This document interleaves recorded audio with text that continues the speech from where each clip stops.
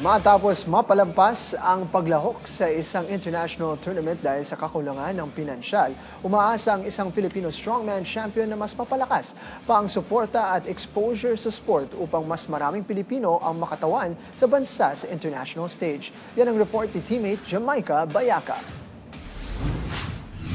Hangad ni Filipino strongman athlete Ronald Alan Dubonal na mairepresenta ang bansa bilang isa sa mga nangungunang atleta sa Pilipinas sa larangan ng strength sports. Pero may tuturing na malaking pagsubok sa kanya ang limitadong suporta at kakulangan sa pondo sa pangarap na ito. Noong nakaraang taon na imbitahan siyang lumahok sa isang international competition sa Singapore, ngunit naudlot dahil sa kakulangan sa pinansyal. Ang gusto ko lang siyempre, lumaki itong federation namin. Kasi unang-una, marami kami matutulungan, lalo sa mga kabataan. Iwas bisyo to eh. Tapos, syempre, para magkaroon kami ng pagkakataon na masuportahan tayo ng government, makalaro kami ng international. Na kahit pa paano, gagastos man kami, hindi ganong kalaking gastos. Kaya-kaya namin makipagsabayan doon. Sisiw lang.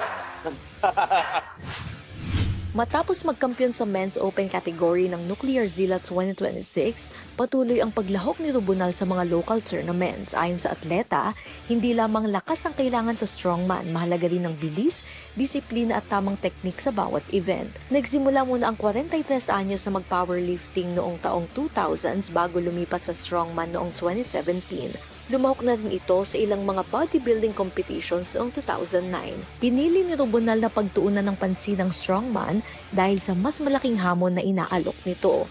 Aniya nakatutulong din ito sa pagpapanatili ng magandang kalusugan at pisikal na kondisyon. Ibang ibang implements to eh. Hindi siya katulad ng powerlifting na static lang.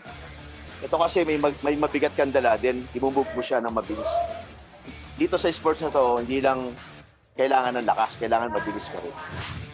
Sa kasalukuyan bilang isang freelance fitness coach, siya ang tumutusto sa kanyang paglalahok sa mga kompetisyon habang sinusuportahan din ang pangangailangan ng kanyang pamilya. Umaasa ang tubong Quezon City na sa pamamagitan ng mas malawak na suporta at exposure, mas maraming Pilipinong may potensyal sa strongman ang magkakaroon ng pagkakataong makipagsabayan sa international level. Hangad din niya ang mga susunod na henerasyon ng mga atleta ang magpapatuloy at magpapalago pa ng sport sa bansa. Kulang sa support talaga. Maraming malalakas sa ating na Pilipino. Kaya lang, wala lang talagang support. Mga kabataan dapat talagang susunod. Kasi kami, patanda na kami. Kumbaga, patapos na kami. Yung susunod na generation naman ang dapat na papalit sa amin na mas malakas. Maraming malakas dito, kaya lang kulang ng support talaga. Jamaica Bayaca para sa atletang Pilipino, para sa bayan.